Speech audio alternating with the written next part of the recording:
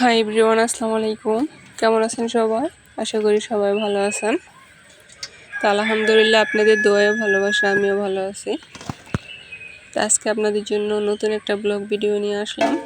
আশা করি ভিডিওটা পুরোপুরি না টেনে দেখবেন। আজকে আমি রান্না করব গরুর মাংসের কাচ্চি বিরিয়ানি। তো প্রথমে আমি 2 কেজির মতো মাংস নিয়ে কাইটা ভালোভাবে পরিষ্কার করে নিছি। 5-6 বার পানি দিয়ে পরিষ্কার করে নিছি। তারপর আমি একটা ছাঁকনিতে নিয়ে মাংসগুলো ছাইকা নিছি যাতে কোনো এক্সট্রা কোনো পানি না থাকে।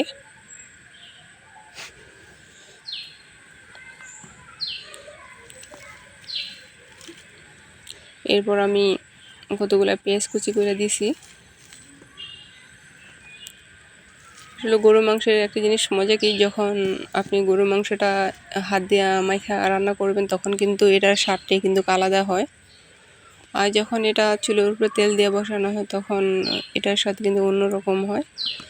তো এক একটা স্বাদ কিন্তু এক এক রকম। তা আমি মনে করি বেশিরভাগ ক্ষেত্রে গরুর মাংসটা যখন সব মশলা অ্যাড করে হাত দিয়ে মাইখা চুলোর বসানো হয় তখন কিন্তু মাংসটার স্বাদটা একটু বাইরে যায়। তো এই তো আমি এখানে টক দই দিলাম, আর সয়া সস, 2-3টা তেজপাতা, কয়টা লং, কয়টা এলাচি। তো আমি আরেকটু লেবু অ্যাড করে দিতেছি, মনে হলো যে লেবুটা একটু কম হয়েছে। আর এখানে আমি এই যে কাচ্চি মশলা 1 প্যাকেট ঢাইলা দিলাম। রেখে যখন মাটির চুলা রান্না করতে আসি তখন কিন্তু একটু হিবিজিবি হয়ে যায়। তো এখানে যে আমি 1 চামচ ধনিয়া গুঁড়া, 1 চামচ জিরা গুঁড়া, 2 চামচ হলুদ গুঁড়া, আর 2 চামচ মরিচ গুঁড়া, আর সাথে সয়াবিন তেল,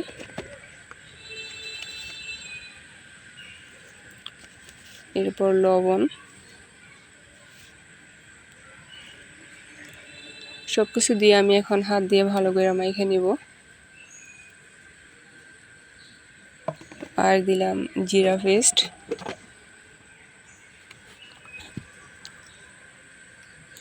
এখানে আদা বাটা পরিমাণ মতো, আর রসুন বাটাও পরিমাণ মতো। কারণ আমার এখানে মাংস হিসাবে আমি মশলাটা অ্যাড করছি। যে যেমন মাংস নেবেন ওই পরিমাণেই মশলাটা অ্যাড করবেন, তাহলে কিন্তু রান্নার স্বাদটা ভালো হয়। মাংস হিসাবে মশলাটা যদি কম হয়ে যায় তাহলে কিন্তু ভালো লাগে না, আবার যদি মাংস হিসাবে মশলাটা বেশি হয়ে যায় তাহলে কিন্তু ভালো লাগে না। পরিমাণ মতো দিলে দেখা যায় মাংসের স্বাদটা ভালো হয়। এরপর আমি হাত দিয়ে মাইখা কিছুক্ষণ রেস্টে রেখে দেব। আর এখানে আমি কিছু পেঁয়াজ কুচি বেরেস্তা করতেছি, কারণ আমার এখানে তেলের পরিমাণটা একটু কম হয়েছে, ওই কারণে আমার বেরেস্তাটা করতে একটু সময় লাগতেছে। এরপর আমি কিছু আলু কেটে নিলাম, এগুলো আমি এখন তেলে ভেজে নিব। তো কাচ্চির মেন আকর্ষণটা কিন্তু এই আলুতেই।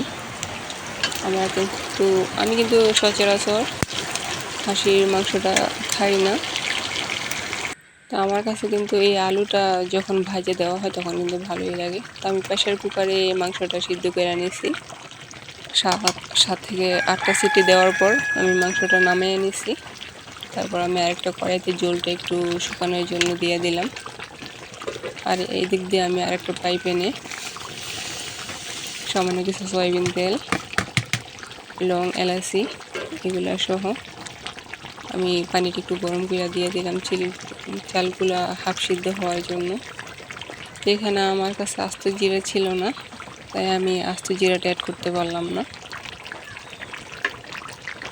তো আমি এখানে চালটা পুরোপুরি সিদ্ধ করব না, হাফ সিদ্ধ করব। আর এদিকে আমি এই যে লিকুইড দুধের সাথে কিছু জাফরান অ্যাড করলাম যাতে পোলাওর সাথে দেওয়া যায়। তারপরে যে আমি মাংসটা আবার ফ্রাই প্যানে দিয়ে দিলাম, এখন আমি এই যে হাফ সিদ্ধ করা ভাতটা দিয়ে দিতেছি।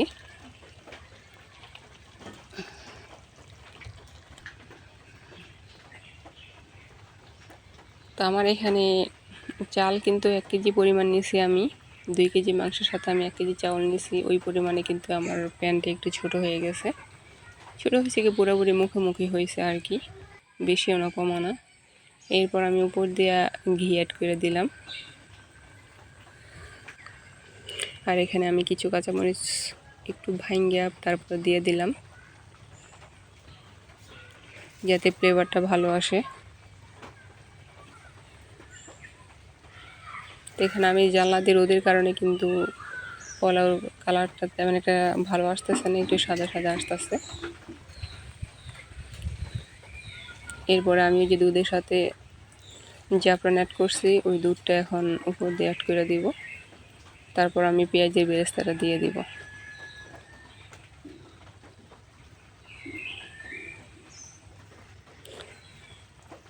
আসলে আমি আর কখনো কিন্তু কাচ্ছি রান্না করি নাই।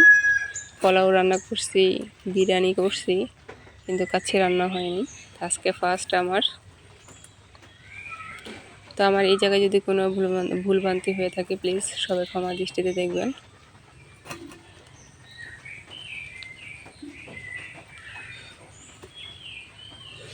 তারপরে এই যে আমি উপরে দিয়ে যে বেরেস্তাগুলো দিয়ে দিতেছি।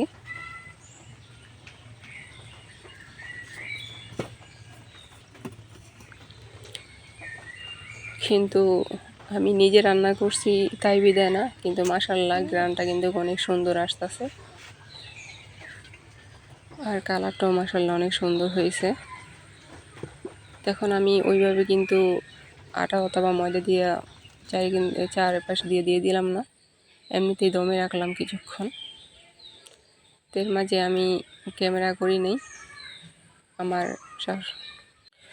শাশুড়ি আর ননদকে আগিয়ে দিয়ে দিলাম খাবারটা, ওই কারণে ক্যামেরা করা হয় নাই। এরপর আমরা যখন খাইতে আসছি তখন কিন্তু একটু ভিডিও করে নিলাম। তো জানি না ক্যামেরাতে কেমন আসছে, মাশাআল্লাহ আমার কাছে কিন্তু অনেকটাই ভালো লাগছে।